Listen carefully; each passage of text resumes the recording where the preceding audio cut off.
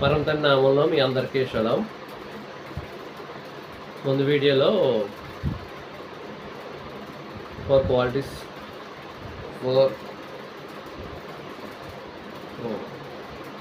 5 qualities తెలుసుకున్నాం. ఇంకా 2 ఉన్నాయి.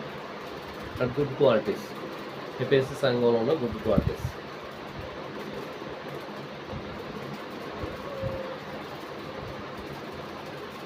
అవి ఏంటంటే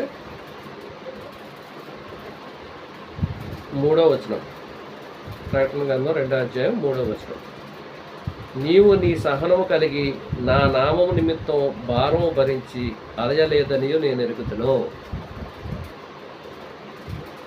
నీవు సహనము కలిగి నా నామము నిమిత్తం భారము భరించి అలయలేదనియు నేను ఎరుగుతును.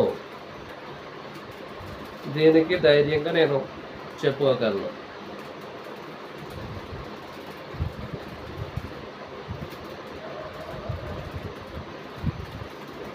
నేను ఆయన పరిశుద్ధ నామాన్ని తెలుసుకొని నియర్లీ కాదు 20 years అబవ్ అయింది.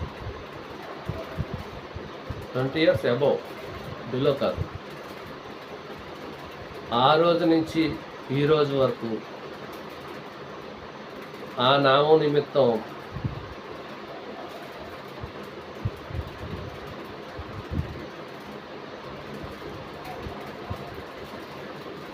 ఎన్నో ప్రాబ్లమ్స్ వచ్చినాయి. బయట అయినా, రిలేటివ్స్లోనైనా,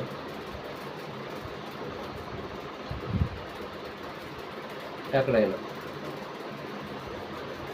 నేనే కాదు, నాతో పాటు ఉన్న వాళ్ళు కూడా అన్ని ప్రాబ్లమ్స్ ఫేస్ చేశారు. అయినా కానీ సహనం కలిగి అదే నామం పట్టుకొని నడుస్తున్నాం. అంటే సహనం మీన్స్ కొన్ని పండగలు ఉంటాయి. ఆ పండగలు చేసేటప్పుడు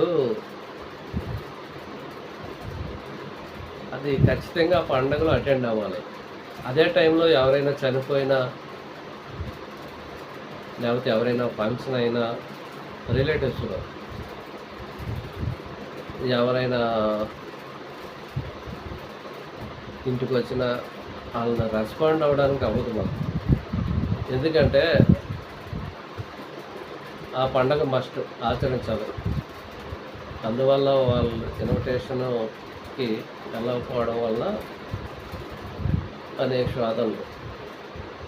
అంటే కామనే కదా, ఇవన్నీ జనరల్గా ఎవరైనా, నేనైనా అలాగే ఆలోచిస్తాను. సో అందువల్ల కొన్ని నిందలు ఉంటాయి. అవి సర్లు పరంతాన్ని బట్టి కదా అని మనం సహనం కలిగి సహించాలి. అలా చాలా చాలా అలా ఎన్నో సహించుకుంటూ ఈరోజుకి నాతో పాటు ఉన్న 2 సహోదరులు ఉంటారు. వాళ్ళైతే వాళ్ళ జీవితాలు సర్వస్వం కోల్పోయారు. అవి ఏంటన్నది నేను చెప్పలేను. కానీ అయినా కానీ వాళ్ళు ఆ నామాన్ని పట్టుకుని ఎన్ని బాధలు వచ్చినా, ఎన్ని కష్టాలు వచ్చినా ఈ రోజుకి వాళ్ళు పరమతండ్రి కోసం నిలబడ్డారు. నా ఫ్యామిలీ కాకుండా, మా ఫ్యామిలీ 5 members, వాళ్ళు కాకుండా 2 సహోదరులు ఉన్నారు. ఆయన నామాన్ని పట్టుకుని ఎంత జరిగినా చాలా, ఇంకా నేనైనా తొట్టుకుపోదునేమో కానీ వాళ్ళు తొట్టుకుపోకుండా ఆ నామం నిమిత్తం నిలబడి, పరమతండ్రి కోసం నిలబడి ఈ రోజుకి సహనం కలిగి ఉన్నారు. సహనం భారం కలిగి ఈ రోజుకి స్టిల్ మాతో ఉన్నారు. అదొక క్వాలిటీ. మరి మేము చూసుకున్నాం. మరి మా క్వాలిటీస్ అన్నీ చూసుకోవాలి కదా, ఏ సంఘంలో ఉన్నామని. అనంతా చూపించారు. అవి చెప్పడం చాలా ఉంటాయి. సహనము భారము అన్నది పరమతండ్రిని అంగీకరించినప్పుడు, ఆయన నామాన్ని అంగీకరించినప్పుడు ఎన్నో కష్టాలు వస్తాయి. అలాగని మన గొప్పతనం ఏం కాదు, నా గొప్పతనం కాదు, మాతో ఉన్న వాళ్ళు ఎవరు గొప్పతనం కాదు. పరం తండ్రి కాలర్ పట్టుకుని మమ్మల్ని నడిపిస్తున్నారు అంతే. ఆయన గొప్పతనం అది, మా గొప్పతనం అయితే కాదు. ఆయన చేయి పట్టుకునో కాలర్ పట్టుకునో ఏదో పట్టుకుని మొత్తం మీద తల పట్టుకునో ఆయన మమ్మల్ని నడిపిస్తున్నారు. కాబట్టి ఈ రోజున ఇన్ని సంవత్సరాలైనా 20 సంవత్సరాలు దాడేసినా కానీ మొదట ఏ స్థితిలో ఉన్నామో ఆ స్థితి నుంచి, అప్పటి స్థితి నుంచి ఇప్పటి స్థితి వరకు నామం కోసం, నామం నిమిత్తం, ఆయన నామం నిమిత్తం అలాగే ఉన్నాం. ఓకే, మరి ఎందుకు ద్వేషిస్తున్నారంటే ఓకే అవి ఉన్నాయి. ఏంటది?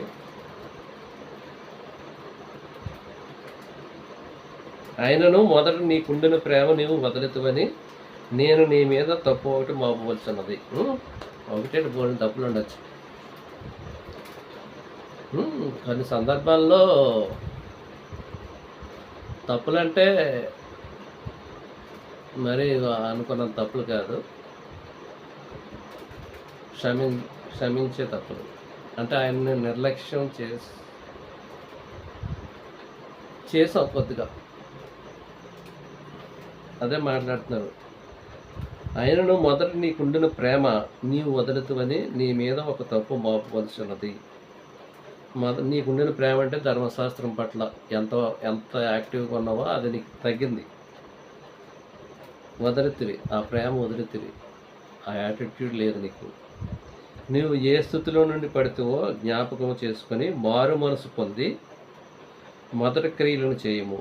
అట్లు చేసి నీవు మారు మనసు పొందితేనే సరి, లేని ఎడల నేను నీ వద్దకు వచ్చి నీ దీపస్తంభమును దాన్ని నీ చోట నుండి తీసివేతను. మేము మొదట్లో అంటే ఒక 10 years బ్యాక్ ఎలా ఉండేదంటే మార్నింగ్ 5:30కి లేచి 6 కల్లా టెంపుల్కి వెళ్ళాలి. అక్కడ ఒక టెంపుల్ కట్టారులేండి, ఓహేల్ అంటారు, ఓహేల్ అది సర్వీస్ పరమతాన్ని ఆరాధించడానికి. 6 గంటలకి గేట్ ఉంటుంది, మెయిన్ గేటు. 6 గంటలకల్లా గేట్ దాటకపోతే గేట్ వేసేవారు. మళ్ళీ అందరూనే పిల్ల ముసలి ముతక అందరూ ఏదైనా ఎవరైనా సరే ఉంటే 6 గంటలకల్లా గేటు లోపలికి వెళ్ళాలి. 6 గంటలకల్లా లోపలికి వెళ్ళకపోతే గేటు బయటే.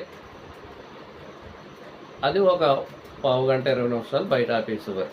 తర్వాత మళ్ళీ వెళ్ళేవాళ్ళం. అంటే అప్పుడు ఏంటిది షక్క అని స్టార్ట్ అయ్యేది. ఆ టైంలో ఎవరు రాకూడదు.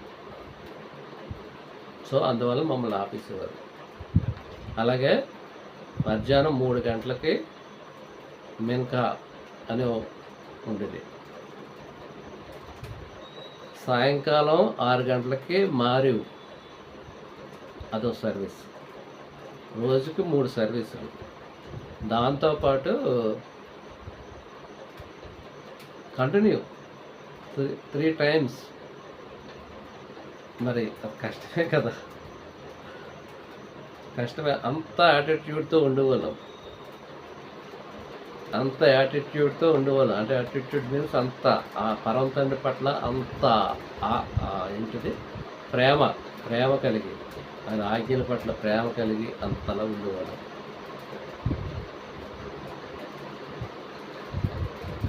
ఇప్పుడైతే వారానికి ఒకసారే చేస్తాం. అంటే అప్పటితో పోల్చుకుంటే ఇప్పుడు మేము తగ్గాం. అదే మాట్లాడుతున్నాడు ఆయన. మొదట క్రియలు చేయము, క్రియలను అట్లు చేసి నువ్వు మారు మనసు పొందితేనే. అంటే అలాగే 3 times ప్రేయర్ చేయమని ఏం కాదు. అంటే నేను ఎగ్జాంపుల్ చెప్పాను అంతే. ఎగ్జాంపుల్ చెప్పాను అంతే. ప్రతి సాబాతు ఆచరించాలి,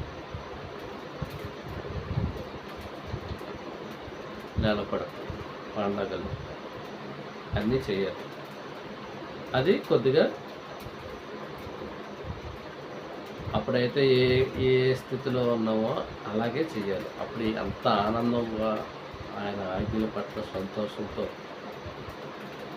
ఉన్నామో అదే సంతోషంతో చేయాలి. ఏదో నామకాహ చేసినట్టు కాదు అని పరంపర చెప్తామాట. సో అప్పటితో పోల్చుకుంటే మేము తగ్గింది ఆ యాటిట్యూడ్. సో మళ్ళీ అలా చేయాలనుకుంటున్నాం. ఈవెన్ సాబాత్ కానీ నెలపడకు కానీ. అప్పుడు 3 times అంటే టెంపుల్ పెట్టి అది టెంపుల్ వర్షిప్ చేశారు, అందువల్ల 3 times చేసేవారు. అప్పుడు మేము 3 times అయినా వెళ్ళేవారు. జాబులు, వర్క్లు ఇవన్నీ అడ్జస్ట్ చేసుకోవడమే, పరుగులు. జాబులకి వెళ్ళిన వాళ్ళు కూడా 3 o'clockకి ఏదో రకంగా వచ్చేసేవారు. అది మస్ట్ కూడా కాదు కానీ వచ్చేవారు మస్ట్గా. అందరూ అటెండ్ అయ్యేవారు. ఆ క్రమం అలా ఉండేది అప్పుడు క్రమం. సో అది పరమ తండ్రి అలాంటిది అలాగా ఉండొద్దు. నువ్వు మొదటి స్థితిలో ఏ స్థితిలో ఉన్నావో మళ్ళీ అదే స్థితిలో నువ్వు ప్రేమను కొనసాగించు, నీ ఆజ్ఞలు పాటించు. ఆజ్ఞనైతే వదలలేదు, పాటిస్తూనే ఉన్నాం.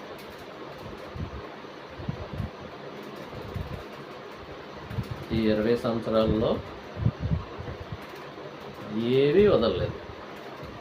ఆయన కృపను బట్టి ఏదీ వదలలేదు. ఏ పండగలు, ఏ నెలపట్లు,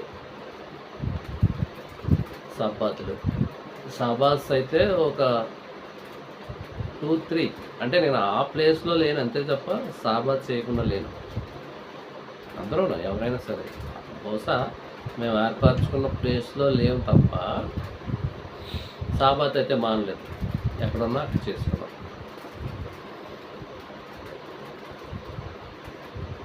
మారడానికి లేదు అది. అందువల్ల మేము మా రిలేటివ్స్కి విరోధం అవడానికి కూడా కారణాలు అవే. కొన్నాళ్ళు ఇప్పుడు పర్వాలేదు, మేము స్వేచ్ఛగా ఉన్నాం కాబట్టి అదే వద్దన్నారు పరంతా. ఇప్పుడు పర్వాలేదు, బాగున్నారు. ఓకే, సారీ మీకు అన్నీ చెప్పడం వేస్ట్. కానీ నెక్స్ట్ అయితే ఇప్పుడు వరకు తిట్టారు పరం తండ్రి, నువ్వు సరి చేసుకుని వెంటనే మారకపోతే మాత్రం నీ దీపస్తంభాన్ని నీ దగ్గర నుంచి తీసేస్తానని పరం తండ్రి పూర్తి హెచ్చరించారు. మళ్ళీ తర్వాత కూల్ చేస్తున్నారు ఎఫెసీ సంఘాన్ని. అయితే ఈ ఒకటి నీలో ఉన్నది, నికోలాయితు క్రియలు నీవు ద్వేషించుచున్నావు, నేను కూడా వీటిని ద్వేషించుచున్నాను. నికోలాయితు క్రియలు నువ్వు ద్వేషించుచున్నావు, నేను కూడా వీటిని ద్వేషించుచున్నాను. నికోలాయితు క్రియలు అంటే ఏంటి? ఇది ప్రకటన గ్రంథంలోనే, బైబిల్ అంతట్లో ప్రకటన గ్రంథంలోనే 2 times ఉంటుంది. 2 చోట్ల ఉంటుంది. ఎఫెసీ సంఘంలోని, తర్వాత సంఘం స్మరణలో అనుకుంటా.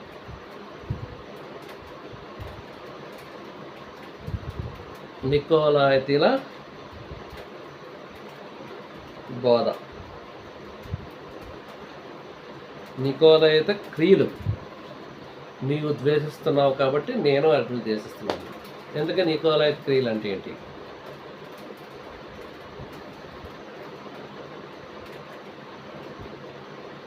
నికోలాయిత క్రియలు అంటే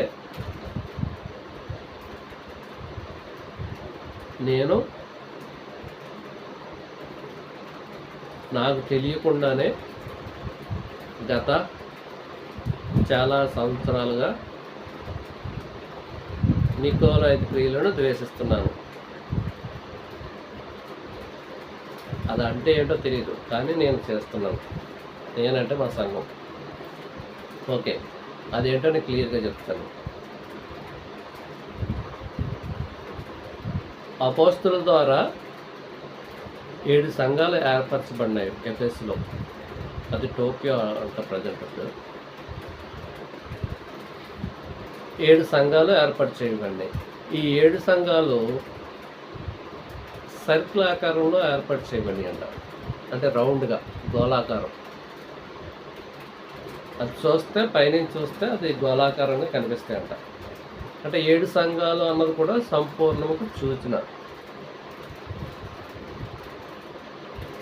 ఇది నేనంతా మెసేజ్లు బయట ఇవి యూట్యూబ్లో విని చెప్తున్నాను. అంటే ఆ మీనింగ్స్ అవి తెలుసుకొని జరిగింది ఏంటంటే విని నేను చెప్తున్నాను.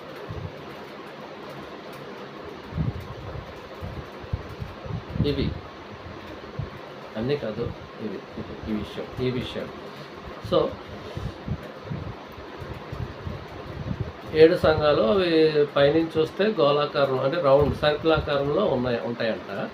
అందువలన ఆ సంఘాలు ఎఫెసు అనే కాదు, ప్రపంచం మొత్తం మీద ఉన్న అందరికీ అవి వర్తిస్తాయి. ఆ సంఘాలు అవి వధువు సంఘాలు, 7 వధువు సంఘాలు అని అపోస్తుల ద్వారా ఏర్పాటు చేయబడిన 7 వధువు సంఘాలు అవి. సో ఈ 7 వధువు సంఘాలలో మొదటిది ఏ సంఘం అని చెప్పలేము అని అన్నారు. ఎందుకంటే అది సర్కిల్గా ఉన్నది కాబట్టి సర్కిల్ ఎక్కడి నుంచి స్టార్ట్ చేయాలో కూడా తెలియదు. అంటే ఇక్కడ ఆర్డర్ అయితే మాత్రం రాయడం మొదటి సంఘం కింద ఎఫెసీలు రాశారు.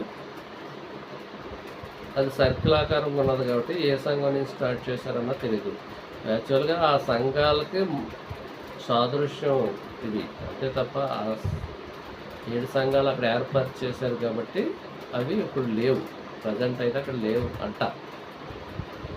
సో ఆ సంఘాలు ఇప్పుడు పరంతంగా ఆ సంఘాలే రాయించారు కాబట్టి అది ప్రపంచంలో మొత్తం అందరూ ఎవరికైనా ఆ క్రియలను బట్టి వాళ్ళు ఆ సంఘాల్లో ఉన్నట్టు రాయించారు.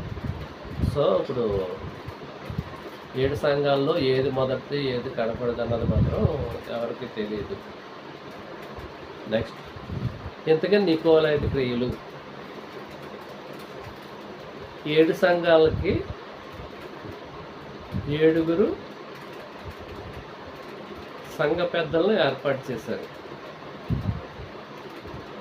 అపోస్తలులు. అది పరిశుద్ధాత్మ ద్వారా వాళ్ళని కూడా సంఘ పెద్దలైనా సరే, అరవతని సిస్టం అలా ఉంటుంది. ఈవెన్ సంఘ పెద్దలైనా సరే పరిశుద్ధాత్మ ద్వారా, అంటే పరమతండ్రి ద్వారానే ఏర్పాటు చేశారు. 7 సంఘ పెద్దలు. ఆ 7 సంఘ పెద్దలో లాస్ట్ సంఘ పెద్ద అంట పేరు నికోలాస్. అతను జూ కూడా కాదు అన్నారు. జూ కూడా కాదు అన్నట్టు నేను చదివాను. సరే, ఇంతకీ నికోలాస్ అన్నది గ్రీక్ పదం. ఆ గ్రీక్ పదం ఏంటంటే, నికో అంటే బలవంతంగా లేదా యాజకులు.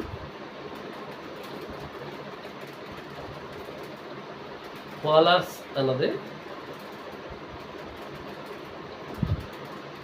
ప్రజలు, దాని అర్థం నికోలాస్ అన్నది అర్థం బలవంతంగా లోపరుచుకున్న వాళ్ళు లేదా యాజకులు అని అర్థాలు ఇస్తున్నాయి.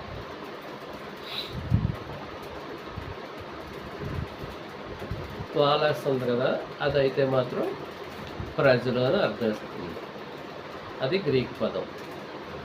సో దాని పూర్తి అర్థం ఏంటంటే బలవంతంగా, అంటే దాని పూర్తి అర్థం అంటే ప్రజల్ని 2 విధాలుగా డివైడ్ చేశారు.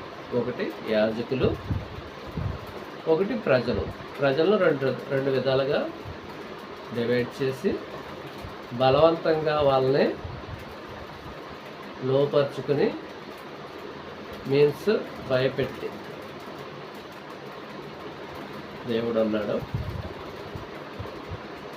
మేము చెప్పింది మీరు వినాలి, ఇలా చేస్తేనే మీరు దేవుడు మిమ్మల్ని శిక్షించుకుంటాడు, లేకపోతే మీరు పరలోకం వెళ్తారో ఏదో చెప్పడం, అది బలవంతంగా. దీన్ని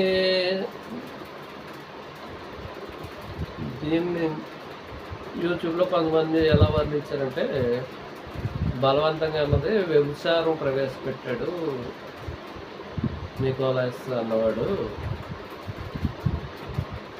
వ్యభిచారం ప్రవేశపెట్టాడు అని చెప్పారు కొంతమంది. అంటే బలవంతంగా ఆక్రమించడం అని అర్థం వస్తుంది కదా. సో అందువల్ల ఆ అర్థాన్ని బట్టి వ్యభిచారం ఇంట్రడ్యూస్ చేశాడు క్రిస్టియానిటీలోని అని వాళ్ళు చెప్పారు. వాస్తవానికైతే ఫైనల్ ఏంటంటే, ప్రజల్ని రెండు విధాలుగా డివైడ్ చేశారు. ఒకటి యాజకులు, రెండు ప్రజలు. ఈ యాజకులు ప్రజల్ని ఏలేవారు, అంటే బోధించి వీళ్ళు బోధకులుగా ఉండేవారు, వాళ్ళు ప్రజలుగా ఉండేవారు. వీళ్ళు చెప్పింది వాళ్ళు వినాలి,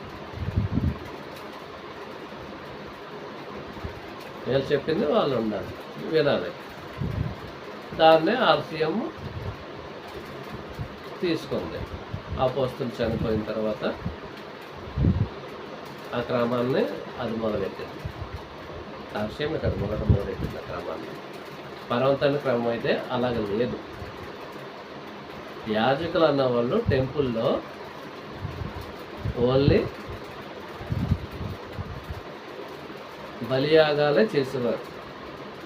నువ్వేమైనా పాపం చేశానని నువ్వేదైనా కోడిని కానీ దోడను కానీ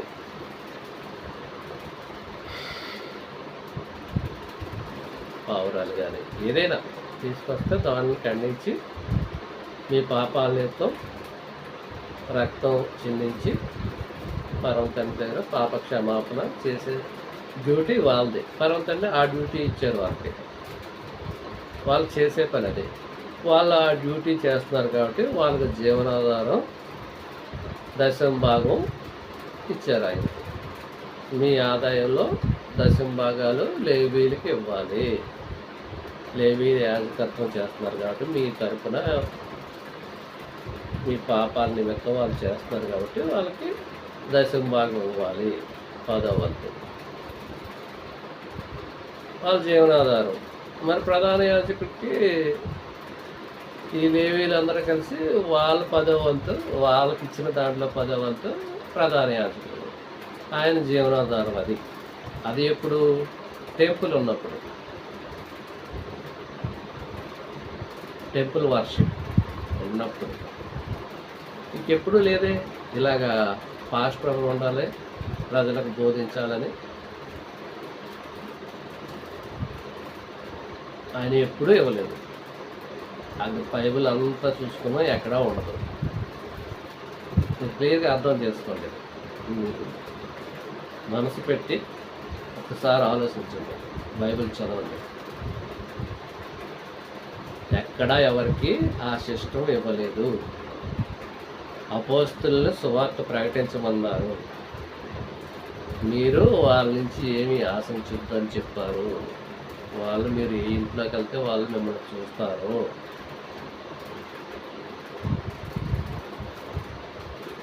అపోస్తలుకి అదే చెప్పారు.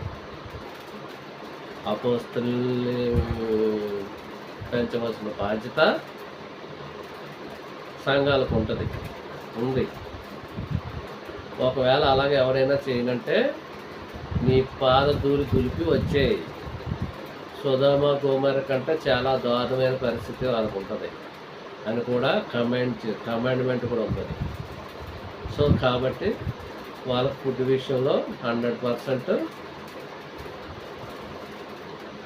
వాళ్ళు సువార్త ప్రకటిస్తున్నారు కాబట్టి ప్రజలు పెట్టవలసిందే, అంతే తప్ప డబ్బులు జీతాలు దశంభాగాలు, కానుకలు. కానుకలు కూడా ఇచ్చినట్టు పెద్ద కనిపించదు, కానీ చందాలు పట్టారని ఒక చోట ఉంటుంది. అది చందాలు కూడా దానికి ఒక క్లారిటీ ఉంది. ఎరుషలేములో ఏదో కష్టం వస్తే ఆ ప్రజల కోసం చందాలు పెట్టి ఉంచుంటాయి, నేను వచ్చి తీసుకెళ్తాను అని మాట్లాడతారు. మరి కానుకలు కూడా పట్టారో లేదు, ఒకవేళ పట్టినా తప్పు లేదు. ఎందుకంటే సంఘ అభివృద్ధి కోసం మీన్స్ ప్లేస్ ఏర్పాటు చేసుకున్నాడు, ఆ ప్లేస్కి ఏవో ఉంటాయి కదా చేయవలసినవి. ఆ ప్లేస్లో ఖర్చులు ఉంటాయి కదా, లేకపోతే ఈ సువార్థికులకి ఎక్కడికైనా వెళ్ళినప్పుడు మరి జీతాలు ఇవ్వాలి కదా, వాళ్ళకి ఎక్కడి నుంచి వస్తాయి డబ్బులు? జీతాలు కాదు, డబ్బులు ఇవ్వాలి కదా, ధనం దారి ఖర్చులు కన్నా ఇవ్వాలి కదా. అలా బహుశా సంఘం ఇచ్చే ఉండొచ్చు.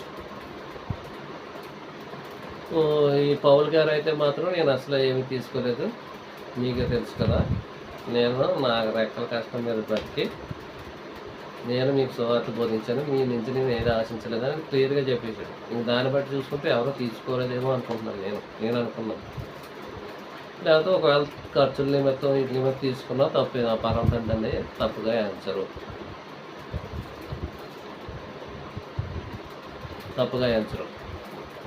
సో ఈ సిస్టమ్ అయితే ఎక్కడా లేదు.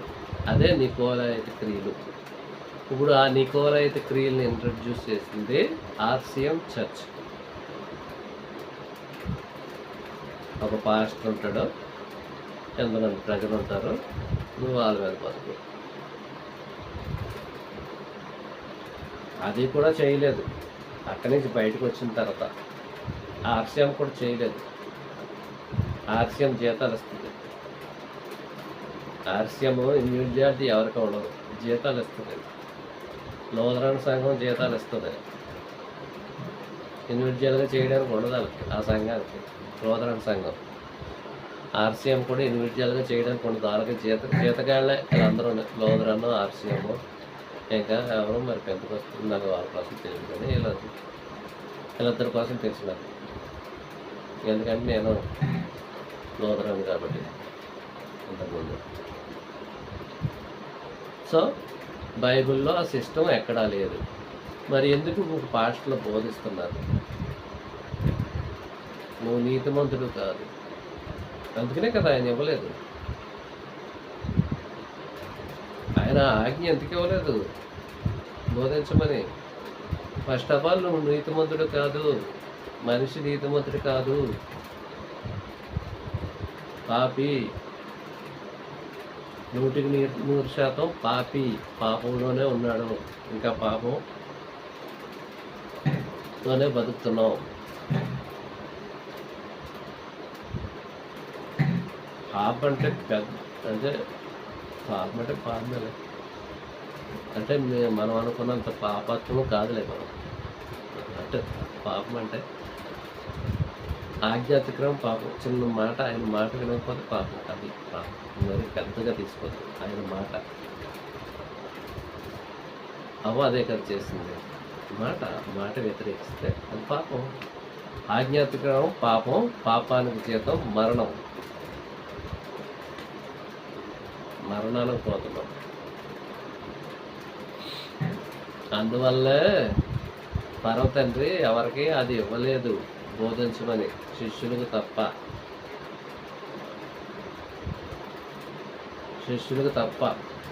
శిష్యులకి పరిశుద్ధాత్మను అనుగ్రహించి ఆయన ద్వారా మీరేం మాట్లాడదు బాబు, నేను మాట్లాడతాను, మీరు ఏ టైంలో ఏం మాట్లాడాలో ఆయన మాట్లాడుకుంటారో, మీరేం మాట్లాడాల్సిన పని లేదని చెప్పారు. అంటే మనం మనుషులు మాట్లాడితే ఏవో మాట్లాడతాం, మనకు తెలియదు కదా పూర్తిగానే. అందుకనే ఏ మనిషికి బోధించే అర్హత ఇవ్వలేదు పరమ తండ్రి. నికోలాయిత క్రియలు అంటే అవి, నికోలాయిత క్రియలు అంటే అవి. ప్రపంచంలోని ఏ పాస్టర్ బోధించే అర్హత లేదు. జాన్ పాల్ గారికి బోధించే అర్హత లేదని ఛాలెంజ్ చేశాను కదా, ఇదే. అయినా కానీ ఇంకా శిక్షిస్తాను ఆయనకైతే. డిబేట్కి వస్తే ఇంకా ఉన్నాయి. ఒకవేళ డిబేట్కి వస్తారులే, ఏదో రోజున రాకుండా ఉంటారు, కానీ వాళ్ళ సంఘస్థులే కాళ్ళతో బట్టి తీసుకొస్తారు, కూర్చోబెడతారు. కానీ ఓకే. సో బైబిల్ ప్రకారం ఏ పాస్టర్ మనిషి అన్నవాడు వాక్యాన్ని బోధించి బ్రతకకూడదు. నేను చెప్పేది నేను నీ బ్రతుకు తెరువు కాదది. నువ్వు స్వచ్ఛందంగా చెప్పు. ఏం చెప్తావు అయినది తెలిసిందే చెప్పు. 100% నిజమని నువ్వు అనుకుంటేనే చెప్పు. ఇప్పుడు నేను చెప్పినా తప్పులు ఉంటాయి, కానీ నేను కమెంట్ కాదు. ఇది సనాతన వాక్యాన్ని చెప్తున్నామంటే ఖండించడం, ఇది తప్పును ఖండించడం. నేను తప్పును ఖండిస్తున్నాను, అదే కదా ఎఫెసీ సంఘం ఉంది. నేనైతే వాక్యాన్ని ఖండించడం కోసం చెప్తున్నాను. నేను నెక్స్ట్ దీనికోసం ఇంకా చెప్తాను, ఎందుకు ఖండించాలి, నేను ఎందుకు వాక్యాన్ని ఖండించాలి, నీకు ఖండించవలసిన అర్హత ఏంటి నీకు అని మీ క్వశ్చన్ రావచ్చు.